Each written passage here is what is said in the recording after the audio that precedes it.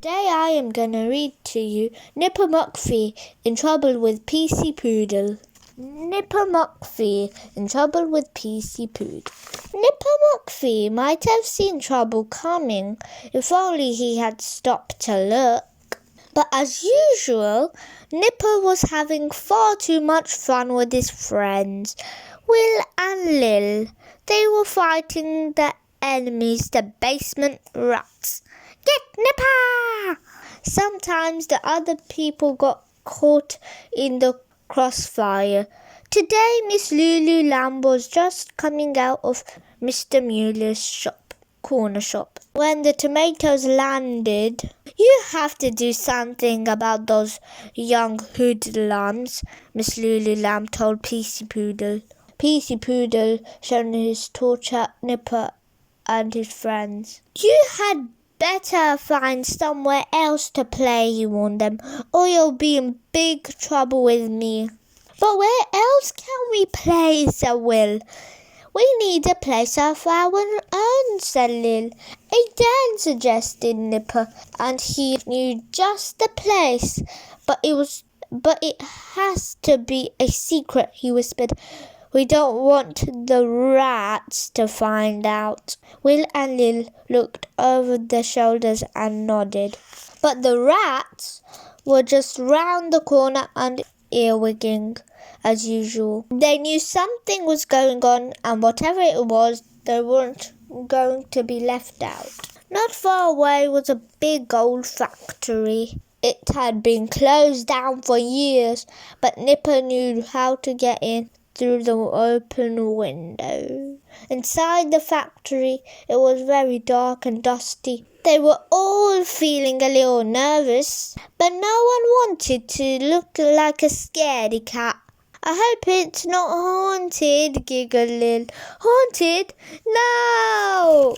They found steep staircases to slide down, and big cupboards to hide in, and long conveyor belts to play skittles on. They were having lots of fun when suddenly they heard doors banging and stairs creaking. It sounded as if the place was really haunted. The three little friends ran out of the factory so fast you might have thought their tails were on fire. And the minute they left, trouble moved in. The rats hung out of the window laughing. "We got Nipper!" they squealed.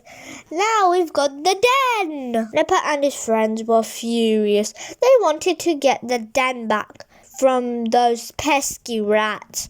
But how? For once, Nipper didn't have a plan. As they walked along the street, they saw something lying on the ground. It was a torch, PC Poodle's torch. Now Nipper had a plan. Inside the factory, the rats were playing cards. It was so dark they could hardly see the spots. They were still laughing about how they had fooled Nipper and his friends. "We really fixed those felines," they squealed. "What a gang of scary cats." Will and Lil wanted to rush out and grab those rats, but Nipper whispered, "Wait!" He would sooner put the cats among the rats, but not yet. Nipper and Will crept up the stairs while Lil waited at the bottom with the torch.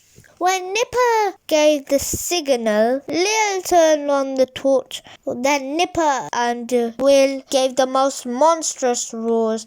"Grrrr!" they roared. The rats didn't see Nipper and Will. They only saw two enormous shadows. The rats were terrified. They ran in all directions, trying to escape. Most of them jumped through the windows. They fell down,